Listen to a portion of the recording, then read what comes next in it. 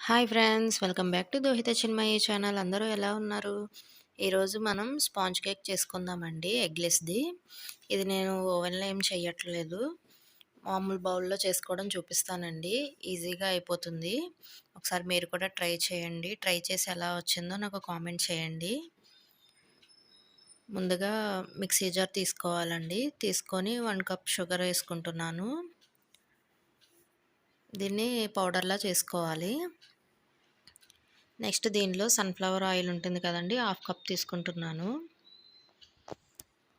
అంటే వేరుశనగ అలా ఏమన్నా తీసుకుంటే మనకి స్మెల్ అనేది టేస్ట్ కూడా వేరొస్తుందండి. సో, దీనికోసం సన్‌ఫ్లవర్ ఆయిల్ అనేది తీసుకుంటున్నాను. నెక్స్ట్ 1 కప్పు కర్డ్ తీసుకుంటున్నానండి. మీరు ఎగ్ కావాలి అనుకుంటే ఒక 2 ఎగ్స్ వేసుకుంటే సరిపోతుంది. మనం ఎగ్ తీసుకోవట్లేదు కాబట్టి 1 కప్పు కర్డ్ తీసుకున్నాము. దీనిని మిక్సీ పట్టుకోవాలండి. లేదు అనుకుంటే మీరు మిక్సర్‌తో చేసుకున్నా సరిపోతుంది ఇలాగా. లేదు అనుకుంటే మిక్సీ పట్టుకోవచ్చు.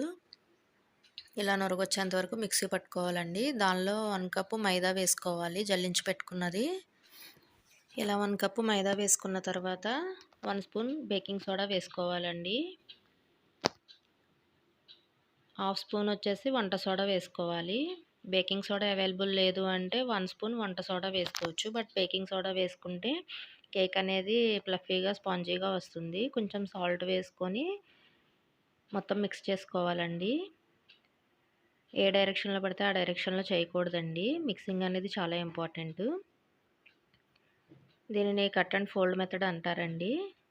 ఇలా వన్ సైడ్ నుంచి ఇలా అనుకుంటూ మధ్యలోకి కట్ చేసుకోవాలి. పిండి మొత్తం ఇలానే కలుపుకోవాలండి. నేను చూపించిన విధంగా కలుపుకోవాలి. ఇలా పిండి మొత్తం కలుపుకున్న తర్వాత దానిని ఒక సైడ్ పెట్టుకోవాలి. కేక్ అనేది చాలా మంచిగా వస్తుందండి. చాలా ఫ్లఫీగా వస్తుంది. ఈ కన్సిస్టెన్సీ వచ్చే వరకు మిక్స్ చేసుకోవాలండి పిండిని.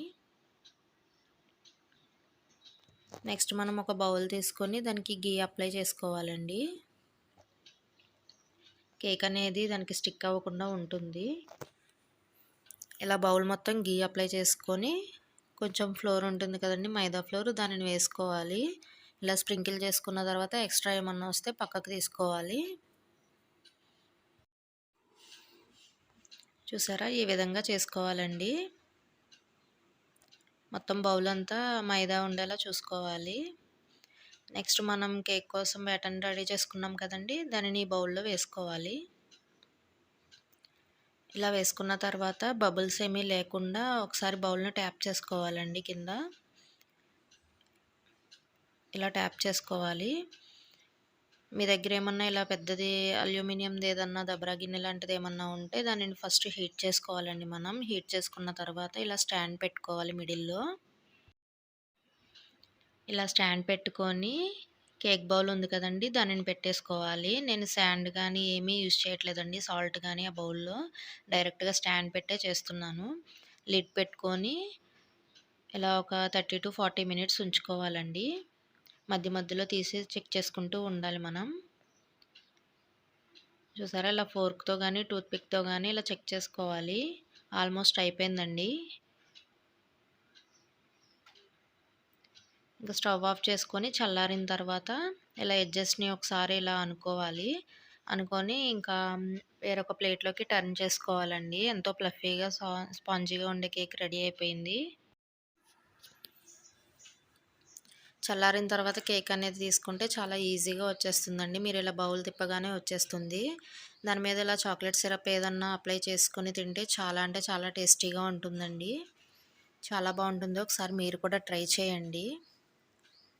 ఇలా ఏదన్నా క్రీమ్ కానీ చాక్లెట్ సిరప్స్ కానీ వేసేస్తే పిల్లలు కూడా చాలా ఇష్టంగా తింటారు. చూడండి, కట్ చేద్దాం. చాలా స్పాంజీగా వచ్చిందండి. చాలా మెత్తగా ఉంది.